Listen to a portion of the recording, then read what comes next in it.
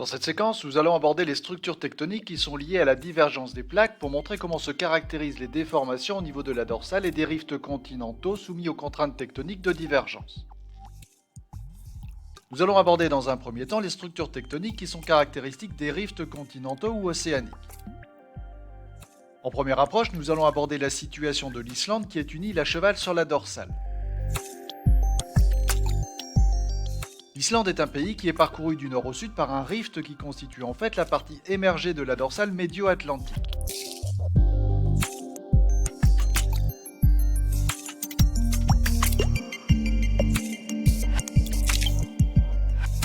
Il s'agit du seul endroit au monde avec la phare où le plancher d'une dorsale océanique est émergé. Ce rift se traduit à la surface par un système de failles, de graben et de horst.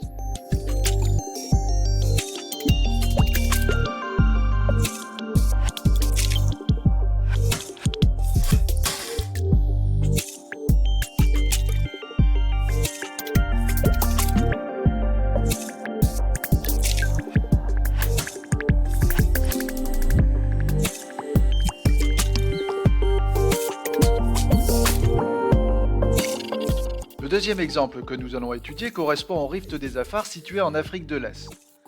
Le rift est parcouru de failles et de zones d'effondrement qui sont provoquées par l'extension tectonique liée à la divergence.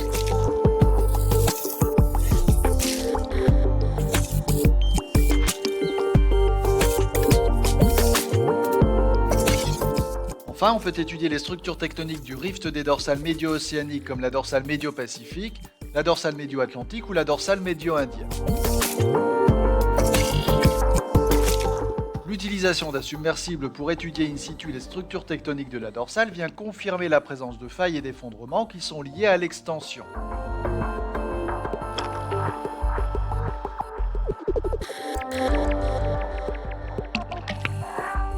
On peut donc dire que les structures tectoniques des rifts continentaux et des dorsales océaniques sont constituées par un ensemble de blocs basculés le long de plans de failles normales.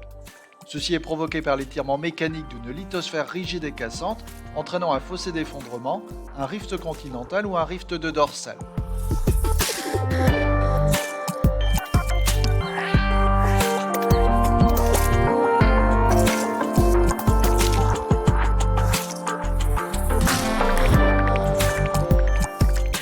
La géométrie des failles normales associée au mouvement de déplacement le long du plan de faille montre que dans le cadre d'une divergence, les forces tectoniques en jeu sont responsables d'une extension.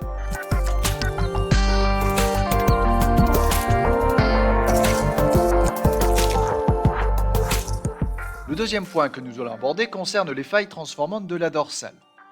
Il s'agit de failles qui sont perpendiculaires à l'axe du rift et qui découpent la dorsale dans sa largeur.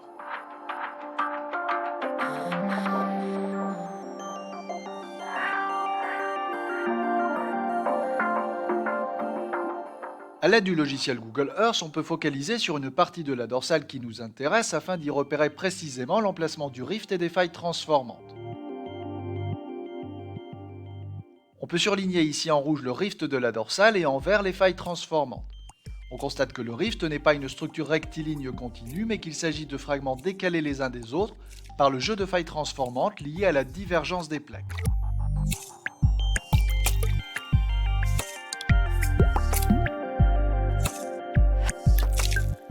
La divergence entre les deux plaques entraîne au niveau des failles transformantes un mouvement de coulissage.